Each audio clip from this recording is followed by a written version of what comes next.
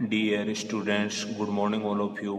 आप सभी का एक बार फिर से सर्वोदय पब्लिक स्कूल की ऑनलाइन क्लासेज में स्वागत है। प्यारे बच्चों, आज पढ़ेंगे अपन धर्मनिरपेक्षता अर्थात सेकुलरिज्म के संबंध में। तो इसके बारे में अपन सबसे पहले देखते हैं कुछ प्रारंभिक इनकी बातें हैं कि ये धर्मनिरपेक्षता का प्रादुर्भाव है वो कैसे हुआ। तो इसके संबंध में अगर अपन बात करते हैं धर्मनिरपेक्षता के संबंध में, तो धर्मनिरपेक्षता है वो धर्मनिरपेक्षीकरण शब्द का जो सर्वप्रथम प्रयोग हुआ था वो हुआ था अपने 1648 ईस्वी में यूरोप के जो गिरजाघर थे, ईसाइयों का जो धार्मिक स्थल है, उसकी संपत्ति वहाँ के राजकुमारों का एक प्रकार से उस संपत्ति पर पूर्ण वर्चस्व स्थापित हो गया। तो चर्च की उस संपूर्ण संपत्ति का क्या किया गया था, राष्ट्रीयकरण किया गया था। यानी कि इस धर्मनिरपेक्षता शब्द का सर्वप्रथम प्रयोग 1648 ईस्वी के अंदर यूरोप में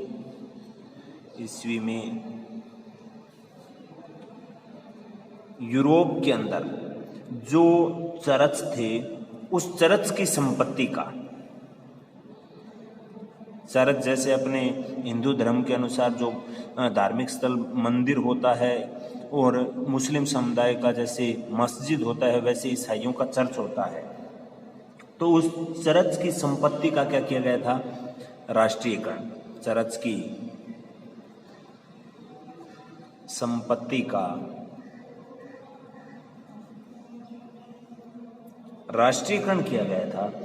उस समय इस शब्द का सर्वप्रथम जो प्रयोग किया गया था वो इंग्लैंड के रेशनलिस्ट मूवमेंट के एक जो निरीश्वरवादी विचारक था जॉर्ज जेकब होलियोक, उसके द्वारा किया गया था।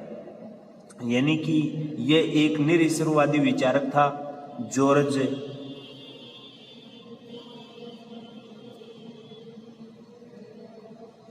Jacob Hollioake. इस विचारक के द्वारा 1648 ईस्वी में सर्वप्रथम इस धर्मनिरपेक्ष शब्द का प्रयोग किया गया था। और उस समय इस शब्द का प्रयोग एक प्रगतिवादी विचारधारा के रूप में किया गया था। प्रगतिवादी यानी कि एक प्रकार से संपूर्ण संपत्ति का राष्ट्रीयकरण कर एक प्रकार से सर्वहित में उस संपत्ति का प्रयोग किस प्रकार से किया जाए, तो एक प्रकार से प्रगतिवादी विचारधारा के रूप में इसका प्रयोग किया गया था। लेकिन अगर अपन देखते हैं आधुनिक लोकतंत्र के संदर्भ में अगर धर्मनिरपेक्षता की अगर अपन बात करते हैं तो ये बात बहुत महत्वपूर्ण हो जाती है। और इस संबंध में अगर अपन बात करते हैं भारत के संदर्भ में, तो भारत के संदर्भ में जो धर्मनिरपेक्ष शब्द है, भारत के संदर्भ की अगर अपन बात करते हैं तो ये धर्मनिरपेक्ष शब्द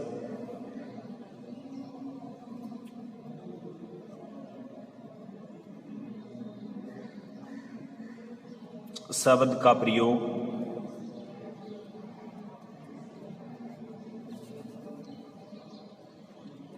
42वें संविधान संशोधन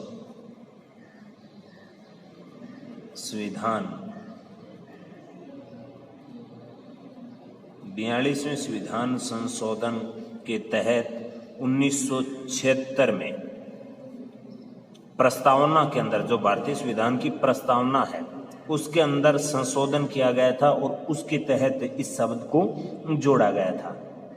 यानी कि वर्तमान में धर्मनिरपेक्षता समाजवाद, लोकतंत्र, कल्याणकारी राज्य तथा सामाजिक न्याय को पीछे छोड़ते हुए एक महत्वपूर्ण चर्चा का विषय बन गई है।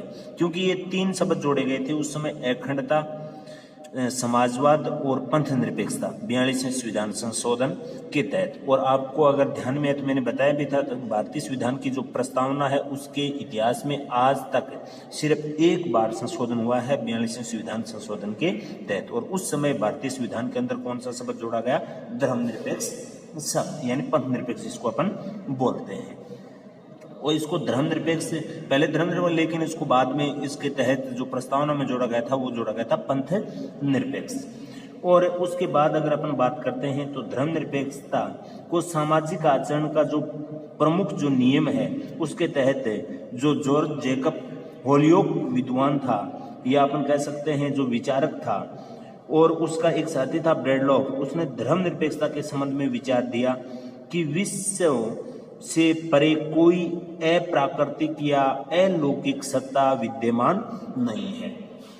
यानी कि एक प्रकार से ईश्वर के नाम पर जो लोगों का शोषण हो रहा था, तो इन विद्वानों ने, जो एक निरीश्वरवादी, जो ईश्वर को नहीं मानते थे, उनका कहना था कि इस दुनिया के अंदर एक प्रकार से अप्राकृतिक और अलौकिक सत्ता कोई भी विद्यमान नहीं है। यानी कि अलौकिक है, जो अपन देख नहीं सकते, केवल कल्पना कर सकते हैं, ऐसी कोई शक्ति नहीं है, क्योंकि उसका कोई तार्किक आधार होता तो धर्मनिरपेक्षता के संबंध में, उसके संबंध में ये जो विचार दिया था उसके आधार पर अगर अपन बात करते हैं धर्मनिरपेक्षता की, तो अपने को ऐसे स्पष्ट भी होता है कि अप्राकृतिक और अलौकिक सत्ता इस यहाँ पर कोई विद्यमान नहीं है।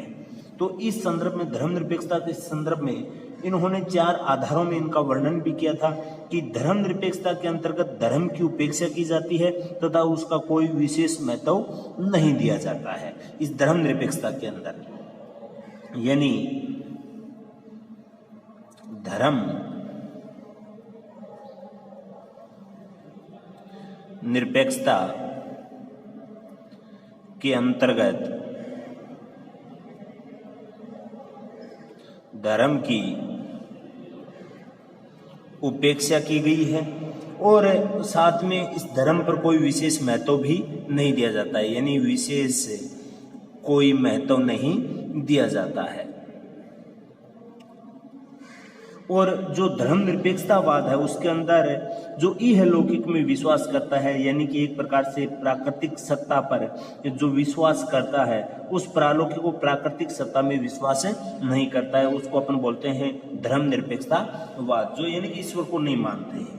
और धर्मनिरपेक्षतावादियों का मान्यता है कि विज्ञान का आज प्रचलन है और इस विज्ञान के ज्ञान से ही सब कुछ प्रमाणिक है। इसके अतिरिक्त किसी भी विधि द्वारा मानव जीवन को सुखमय नहीं बनाया जा सकता। यह धर्मनिरपेक्षतावादियों का मानना है कि आज का युग है वो विज्ञान का युग है। यह धर्म के नाम पर और के नाम पर लोगों को केवल क्या किया जा रहा है, भ्रमित किया जा रहा है। आज का युग है वो केवल किसका युग है, विज्ञान का युग है। और विज्ञान जिसको प्रमाणित करता है उसी के आधार पर अगर मनुष्य आगे बढ़ता है तो उसका जीवन है वो सुखमय बन सकता है। इसी के साथ जो अगर अपन बात करते हैं धर्मनिरपेक्षतावादी की, तो उसमें नैतिकता को धर्म पर आधारित न मानकर धर्म को एक नैतिकता पर आधारित मानते हैं और नैतिकता से ही धर्म की पूर्ण उन्मुक्ति में उसको क्या करते हैं, विश्वास करते हैं। और इस संदर्भ में अगर अपन बात करते हैं तो अनेक विद्वान हुए हैं, जैसे हेनरी डेविड थोरो है, रक्स ब्रांड है, टॉलस्टॉय है, महात्मा गांधी है, पंडित जवाहरलाल नेहरू है, उनकी महत्वपूर्ण भूमिका रही है। अगर अपन बात करते हैं महात्मा गांधी और टॉलस्टॉय की, हालांकि ये एक धार्मिक व्यक्ति थे, परंतु उन्होंने एक प्रकार से अंधभक्ति में भी विश्वास नहीं रखा। धर्म को केवल और केवल नैतिकता के साथ जोड़कर, आध्यात्मिकता के साथ जोड़कर मानवता के सिद्धांतों पर उन्होंने कार्य किया था। महात्मा गांधी और टॉलस्टॉय जैसे विद्वान हुए उन्होंने भी। अगर अपन भारत के संदर्भ में धर्मनिरपेक्षता को देखते हैं तो उसका अर्थ है वो थोड़ा कुछ अलग अपने सामने आता है। तो भारत के संदर्भ में धर्मनिरपेक्षता का जो अर्थ है उसको अपन देख लेते हैं। भारत के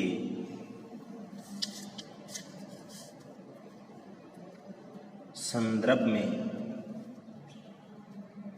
धर्म निरपेक्षता, जो पाश्चात्य धर्म निरपेक्षता है उससे क्या है, थोड़ा अलग है, इसको अपने को देखना है। तो भारत के संदर्भ में किस प्रकार से ये बिल्कुल अलग रहा अर्थ धर्मनिरपेक्षता का, उसके संबंध में अगर अपन बात करते हैं तो ये पूर्ण रूप से धर्म का निषेध अथवा उसकी अवहेलना भी नहीं करते। यानी अपन धर्म है उसकी ना तो अवहेलना करते कि धर्म को नहीं मानना चाहिए, और ना ही अपन उसका निषेध करते हैं कि बिल्कुल धर्म से अपने को दूर रहना चाहिए, बल्कि धर्मनिरपेक्षता का अर्थ अपन ने जो लगाया है उसको अगर अपन देखते हैं तो राज्य के द्वारा किसी भी धर्म अथवा धार्मिक संस्थाओं का समर्थन नहीं किया जाएगा। यानी कि भारत के संदर्भ में अगर अपन देखते हैं तो राज्य के द्वारा धर्म के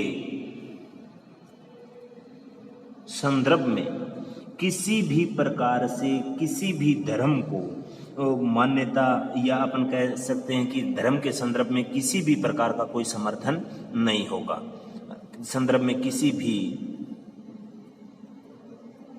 प्रकार का कोई समर्थन होगा। यानी कि राज्य के द्वारा धर्म के संदर्भ में किसी भी प्रकार का कोई समर्थन नहीं होगा। यह अपने को क्या रखना है, ध्यान में रखना है। यह भारत के संदर्भ में लगाया था कि राज्य के द्वारा किसी भी प्रकार की धार्मिक संस्थाओं का समर्थन नहीं किया जाएगा, और राज्य में ना ही किसी भी प्रकार से स्कूलों के अंदर धार्मिक शिक्षा का प्रावधान किया जाएगा। और सार्वभौमिक सेवाओं के संदर्भ में अगर अपन बात करते हैं तो नागरिक अधिकारों के लिए कोई भी धार्मिक प्रवेश नहीं होगा। किसी भी धार्मिक कार्यक्रम के लिए कोई वैधानिक व्यवस्था नहीं की गई है, यानी कानूनी।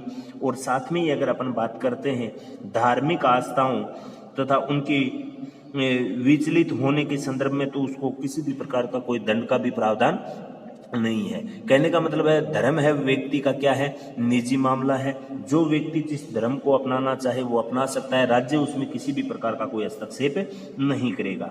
और इस धर्मनिरपेक्ष राज्य की परिभाषा के अंतर्गत राज्य न तो किसी भी प्रकार का राज्य का कोई धर्म होगा और न ही किसी धर्म विशेष को वो संरक्षण देगा। इस प्रकार से ये लगाया था। यानी कि राज्य ना तो किसी भी प्रकार का उसका समर्थन करेगा, ना ही क्या करेगा, संरक्षण देगा, और ना ही राज्य का कोई क्या होगा, धर्म होगा। राज्य का कोई भी धर्म नहीं होगा, क्योंकि जितने भी धार्मिक लोग यहाँ रह रहे हैं, जिस जिस धर्म को मान रहे हैं, उनको सम्मान संरक्षण दिया जाएगा। यानी उनके साथ सम्मान व्यवहार किया जाएगा, किसी के साथ कोई दुर्व्यवहार नहीं किया जाएगा। और इस प्रकार जो आर वेंकटरमन की मान्यता है कि ऐसा राज्य न तो धार्मिक होता और न ही धर्म में विरोधी होता, और संवैधानिक रूप से भारत में धर्मनिरपेक्ष राष्ट्र और उसका कोई भी राजकीय धर्म नहीं है। यह भारत के संदर्भ में धर्मनिरपेक्षता का अर्थ लिया गया है। भारत के संदर्भ में धर्मनिरपेक्षता का अर्थ लिया गया है, ध्यान रखना कि राज्य का कोई धर्म नहीं होगा, ना ही राज्य किसी भी प्रकार की धार्मिक संस्थाओं का संरक्षण देगा, ना ही किसी के साथ कोई भेदभाव नहीं करेगा। और आर वेंकटरमन है, उन्होंने कहा था कि ऐसा राज्य वह होगा राज्य न तो धार्मिक होगा तथा न ही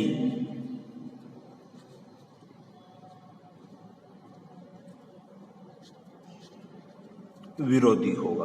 और संवैधानिक रूप से भारत एक धर्मनिरपेक्ष राष्ट्र है, उसका कोई भी राजकीय धर्म नहीं है। यह एक अलग अर्थ लिया गया है, पाश्चात्य जो धर्मनिरपेक्षता है उससे अलग भारत के संदर्भ में। तो ये अपने को ध्यान में रखना है, अच्छे से आपको याद करना है। बाकी इसका जो पार्ट बचा हुआ है वो पढ़ेंगे अपन आगे की नेक्स्ट कक्षा में। तो ये अपने को ध्यान में रखना है। धर्मनिरपेक्ष सेकुलरिज्म जो शब्द है उसका सर्वप्रथम प्रयोग है 1648 ईस्वी में जॉर्ज जेकब होलयोक ने किया था, जो चर्च की संपत्ति थी उसका राष्ट्रीयकरण किया उस समय। और भारतीय संदर्भ में अगर अपन बात करते हैं तो उसको जोड़ा गया था भारतीय प्रस्तावना के अंदर 42वें संविधान संशोधन के तहत पंथ निरपेक्ष के रूप में। और इसकी अर्थ है वो भारतीय संदर्भ में कुछ अलग है, क्योंकि भारत ना तो किसी धर्म को मानता है, यानी यहाँ मानने वाले लोग सब रहते हैं, लेकिन अपने राज्य का कोई राजकीय धर्म नहीं है। यहाँ सभी धर्मों का सम्मान संरक्षण दिया जाता है। ये अपने को क्या रखना है, ध्यान में रखना है। तो आज के लिए इतना ही, धन्यवाद।